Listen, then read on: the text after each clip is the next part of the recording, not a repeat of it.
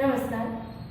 સમગ્ર શિક્ષા સુરેન્દ્રનગર જેમાં વઢવાણ તાલુકામાં બીઆરસી ભવનના આઈડી વિભાગમાં સ્પેશિયલ એજ્યુકેટર તરીકે ફરજ બજાવું છું. મારું નામ છે દેવકળા વર્ષાબેન એન. મારો આજનો વિષય છે શ્રવણ યંત્રની ઓળખ, ઉપયોગિતા અને વાલી માર્ગદર્શન. જે આ વિષયનો હેતુ મેન એ છે કે શ્રવણહીન બાળક છે એ સાંભળતું નથી એટલે બોલતું નથી. તો શ્રવણ યંત્ર એ એક એવું યંત્ર છે કે જે એના કાનમાં પહેરવાથી બાળક સાંભળી શકે છે અને તેના દ્વારા બોલી શકે છે. એટલા માટે આ શ્રવણ યંત્ર છે એ ખૂબ જ મહત્વનું હોય.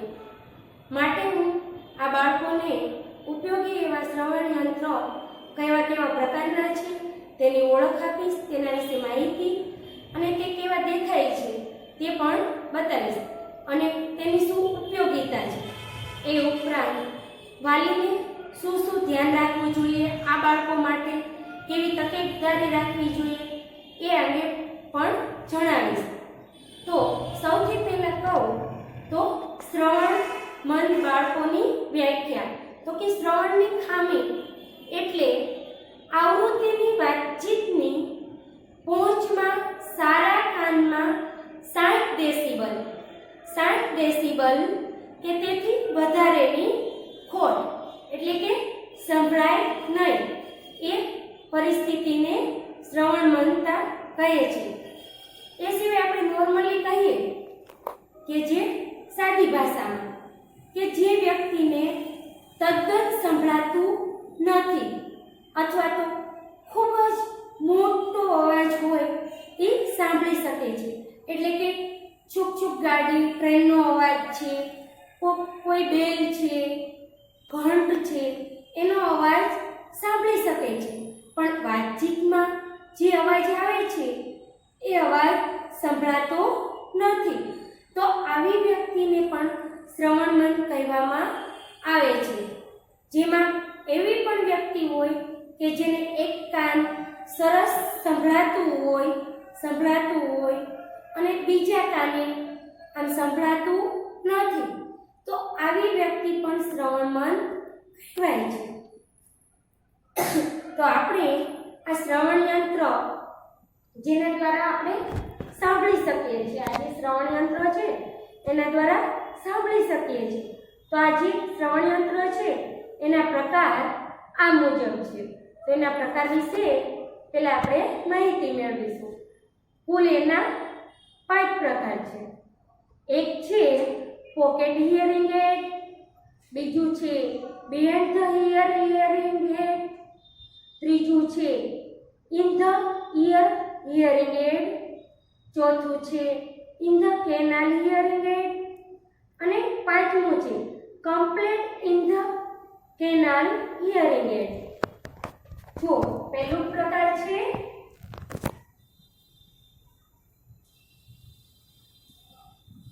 Pocket hearing.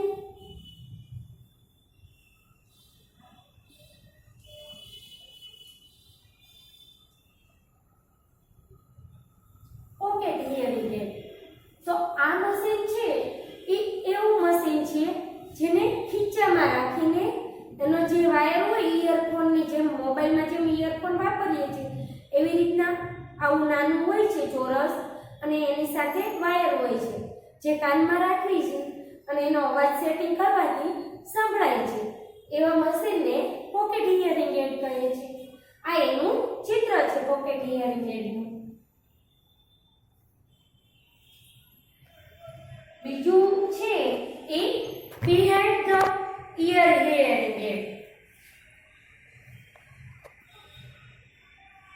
Behind the ear hearing aid.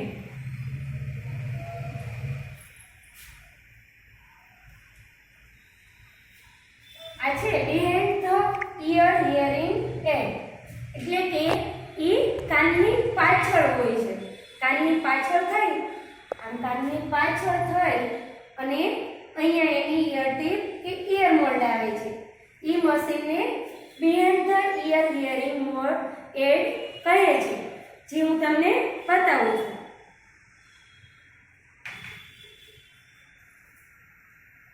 આ છે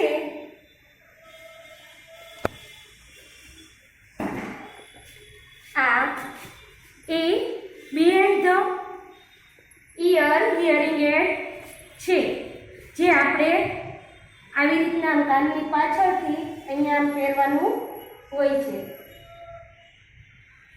આ મશીન છે એ આપણે નોર્મલી જે સરકારી પ્રાથમિક શાળામાં HI દિવ્યાંગ બાળકો ભણે છે તેને સરકાર તરફથી આપવામાં આવે છે.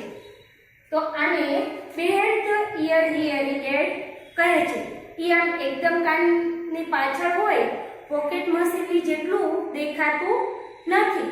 જે કાન તરફ નજર કરે છે તેને જ ખ્યાલ આવે છે કે તેણે મશીન પહેરેલું છે.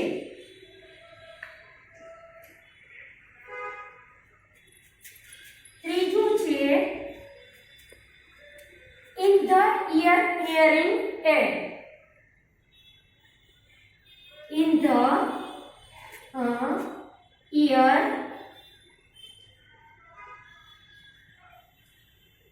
Hearing aid. આ છે in the ear hearing aid. આ છે ઇયર એટલે કે કાન છે જે એની આ અંદર હોય છે. આ જે પાછળ હોય છે બેટી એ અંદર હોય છે. આ ચિત્ર જુઓ, એની સાથે કાંઈ બીજું નથી, ફક્ત એ કાનની અંદર રહે છે એટલે બહારથી દેખાતું નથી, પણ એકદમ નાનું નથી હોતું, સેજ અહીંયા સુધી દેખાય છે. આપણે જોઈ શકીએ છીએ કે એ મશીન કેવડું છે. ચોથું in the canal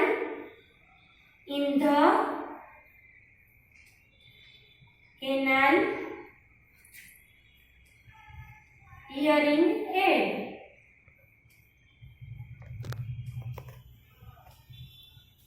in the canal hearing aid એટલે કે આ મશીન છે, જુઓ છો એકદમ નાનું છે. પહેલા in the ear hearing aid હતું એની કરતાં બી નાનું છે, અને આની ઇયર ટીપ છે એ બી નાની જ છે. તો આ જે મશીન છે એ કાનની એકદમ જે કેનાલ છે એની અંદર રહે છે, એટલે બહારથી આપણને નજર આવતું નથી. અને આનો પ્રાઇસ પણ ખૂબ વધારે હોય છે, કિંમત પણ. એટલે આ મશીન સહેલાઈથી ખરીદી શકાતું નથી. પાંચમું છે complete in the canal hearing aid. Complete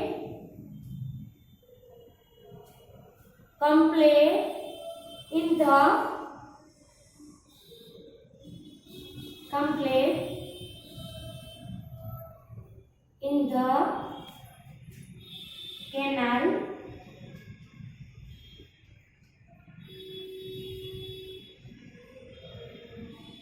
hearing aid. Complete hearing in the canal hearing aid એટલે કે આ હિયરિંગ એડ છે એ એકદમ દેખાતું નથી, એ આના કરતાં બી નાનું હોય છે અને એકદમ કેનાલમાં હોય છે, જે તમે જોઈ શકો છો કે એકદમ નાનું છે એટલે જોઈ નથી શકાતું. અને જેટલો અવાજ જોઈએ છે એ પ્રમાણે એમાં સેટિંગ કરેલું હોય છે, અને આ ખૂબ જ કોસ્ટલી હોય છે એટલે કે એની કિંમત ખૂબ જ વધારે હોય છે, જે સામાન્ય માણસ ખરીદી શકતા નથી. આ 5 છે.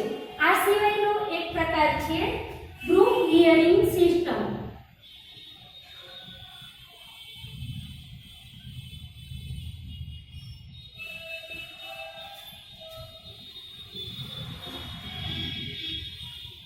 ગ્રુપ હિયરિંગ સિસ્ટમ આને બી એનો ભેગો એટલે નથી લીધો કે આ જે છે એ પ્રકાર શાળામાં ઉપયોગ કરવામાં આવે છે, જેમાં 5, 4 કે 2 થી વધારે બાળકોને જ્યારે એકસાથે શિક્ષણ આપવાનું થાય છે, સમજ આપવાની, ત્યારે ગ્રુપ હિયરિંગ સિસ્ટમનો ઉપયોગ થાય છે, જેની જેનું ચિત્ર તમે જોઈ શકો છો તેમાં એક સાથે 3 બાળકો બેસી શકે છે કે 4 થી 5 એને એક સાથે શિક્ષણ આપી શકાય છે, જેમાં હેડફોન કાન પર રાખી અને માઇકમાં જે ટીચર બોલે છે એ એને સંભળાય છે બધા બાળકો. આવી રીતના આ ગ્રુપ હિયરિંગ સિસ્ટમ છે એ એક સાથે વધારે બાળકોને જ્યારે શિક્ષણ આપવાનું થાય છે ત્યારે તેનો ઉપયોગ કરવામાં આવે છે. આ સિસ્ટમનો ઉપયોગ આપણે રિસર્ચ રૂમમાં પણ કરવામાં આવે છે. તો આ પ્રકારો આપણે જોયા શ્રવણ યંત્રના. તો હવે આપણે વાલી માર્ગદર્શન એટલે કે વાલીએ શું સાર સંભાળ લેવી જોઈએ. શ્રવણ યંત્ર છે એ શ્રવણમંદ બાળકોના કાન છે, કારણ કે એ કાનથી સાંભળતો નથી, માટે શ્રવણ યંત્રની ખૂબ જ રીતે એમને સંભાળ લેવી જોઈએ કે એના પર પાણી ન પડે કે ધૂળ કચરો જમા ન થાય, તેમજ વરસાદ આવે ત્યારે પણ તેને પહેરાવામાં ધ્યાન રાખવું. અને આ બાળકોને શ્રવણ યંત્ર નિયમિત રીતે પહેરાવવા જોઈએ. જો એને શ્રવણ યંત્ર પહેરાવવામાં નહીં આવે તો બાળક છે એ સાંભળશે નહીં તો એની બોલવાની જે આપણે એની પાસે અપેક્ષા રાખીએ છીએ તે પણ પરિપૂર્ણ થશે નહીં. તો આ બાળકોને શ્રવણ યંત્ર પહેરાવવા, એ ઉપરાંત બાળક જે સમજી શકે છે એવી ભાષામાં એની સાથે વાતચીત કરવી. જેમ કે આપણે ઘણી વખત કહેતા હોઈએ છીએ કે તું પેલું લઈ આવ કે આ મૂકી દે. ડાયરેક્ટ આપણે એને બોલીને કહીશું કે આ પેન છે એ તું લઈ આવ તો એને સમજ પડશે નહીં. એની જગ્યાએ ધીમેથી આ પેન છે, પેનનો ઈશારો કરવો, પેન છે તે તું લઈ આવ એમ કહીશું એને ધીમેથી, તો એને થોડું સમજાશે અને એ લઈને તમને આપશે. આવી રીતે જે બાળક સમજી શકે છે તેવી ભાષાનો ઉપયોગ કરવો, તેમજ એની સમયે શ્રવણ યંત્રની તપાસ કરવી. એનો પાવર છે એ પૂરો થઈ ગયો હોય છે, એટલે કે બેટરી જો ચાર્જિંગ વાળું હોય તો એની બેટરી ખતમ થઈ ગઈ હોય, એ સંભળાતું ન હોય, એ બાબતનું પણ ધ્યાન રાખવું કે સમયે એનું શ્રવણ યંત્ર તપાસી એનું ચાર્જિંગ કરવું, તેમજ નવો પાવર બદલી દેવો. આ બધી બાબતોનું ધ્યાન રાખવું. તેનો અવાજ ધીમો અથવા વધારે ક્યારે કરવો પડે છે એની પણ સંભાળ રાખવી પડે છે. અને બાળક કઈ ભાષા કેટલા સાંભળી શકે છે એ પ્રકારે બોલવી. કારણ કે બાળક છે એ તમે દૂર રહીને વાતચીત કરો છો તો એ સાંભળતો નથી, તો બાળકની નજીક જઈ અને વાતચીત કરવામાં આવે તો બાળક એ શબ્દો સાંભળી શકે છે અને બોલવાનો પ્રયત્ન કરી શકે છે.